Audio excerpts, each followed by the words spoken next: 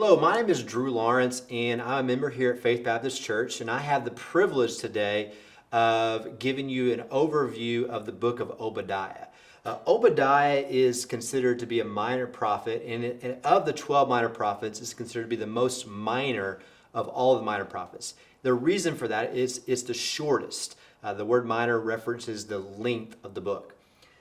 Very little is known about the prophet Obadiah. And as you read through the Old Testament, you'll see the name Obadiah come up fairly frequently. The name, because it was a common name, the name of Obadiah means servant of the Lord, but most biblical scholars really don't know much about him.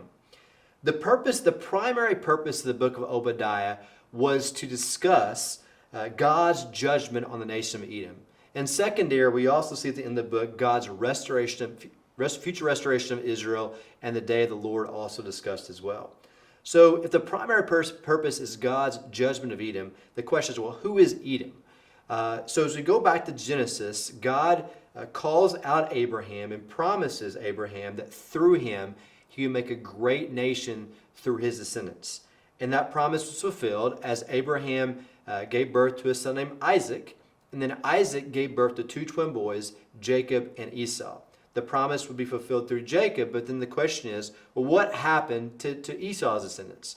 Well, Esau's descendants multiplied and formed the nation of Edom. So why was God judging this nation of Edom? I think for two primary reasons we see here. First of all, is that it had great mistreatment of its brother nation, God's chosen people of Judah in this case. Verse 10 indicates that they were violent towards Judah. Verse 12 indicates that they had joy when their brother nation of Judah fell.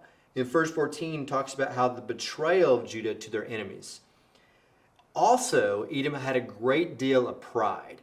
Instead of placing their trust in God, they placed their trust in themselves and what they had. They placed their trust in their geography in verse 3. They were situated on a mountain where it would have been difficult for opposing nations to attack them. They placed trust in their allies in verse 7 and their wise men in verse 8. And as Proverbs 16:18 correctly says, pride goes before destruction. And that would specifically apply here to Edom in this text. So Obadiah's prophecy does come to pass. Verse 18 says, there will be no survivors from Esau. And today, Edom is no longer a nation. So now as you read this book, I want you to think about two applications. Number one is just to recognize the same judgment of Edom will come to pass on all nations, and for that matter, all individuals who oppose God's people and oppose God. Secondly, Israel at this time period in history appears to be scattered and in disarray, while the nation of Edom appears to have been prospering. But the prophecy said that Israel would be restored and Edom would be destroyed.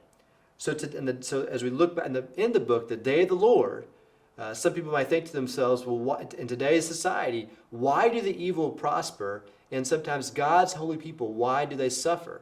But I think we can find hope from this book in the fact that God is aware of the wickedness in our society today. And those people that don't put their faith in Christ and are wicked will be punished.